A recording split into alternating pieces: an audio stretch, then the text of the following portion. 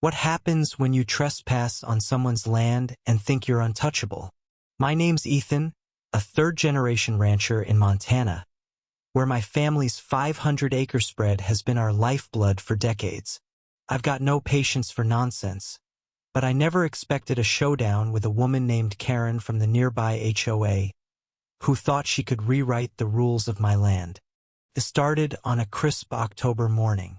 I was fixing a fence when I heard a commotion near my southern pasture. A group of HOA folks, led by Karen bleached hair, clipboard in hand, were trampling my property, staking out lines like they owned the place. Apparently, their new gated community wanted a scenic trail cutting through my ranch for their residents. No permission. No notice, just Karen barking orders, claiming my land was underutilized, and that eminent domain gave them rights. I stormed over, demanding they leave. Karen smirked, saying, "This is for the community's benefit. You'll thank us later." I told her to get off my land or face trouble. She laughed, called me a backwoods cowboy, and kept hammering stakes. Fury doesn't begin to describe it. I'd spent years maintaining this ranch, every fence post, every blade of grass soaked in my family's sweat. My grandfather fought off developers in the 70s. My dad beat a corporate buyout in the 90s. Now this?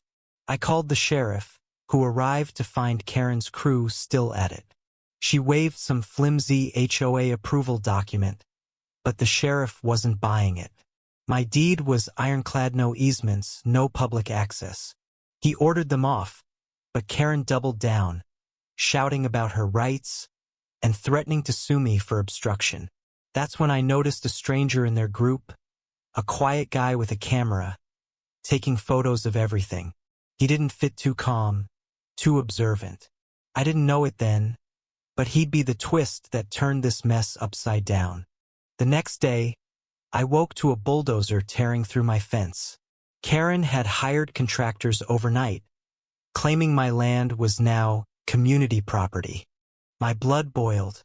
I grabbed my phone, recorded the destruction, and called my lawyer, Sarah, a pit bull in a suit who'd handled my family's legal battles for years. She filed an emergency injunction, halting the work by noon. But the damage was done. $20,000 in wrecked fencing, ruined pasture, and stress on my cattle. Karen wasn't fazed. She posted on the HOA's social media, calling me a greedy rancher hoarding land from families. Her followers ate it up, flooding my phone with hate messages. Here's where it gets wild. That quiet guy with the camera? Turns out he was a freelance journalist, Mark, investigating HOA overreach for a national outlet. He'd been tipped off about Karen's strong-arm tactics and followed her crew to document their moves. Mark reached out to me, sharing photos of Karen's team trespassing, forging documents, and bribing a local official to push their trail plan. His evidence was gold. Sarah pounced, filing a lawsuit for trespass, property damage, and fraud. The courtroom was electric. Karen strutted in, confident her HOA's money would save her.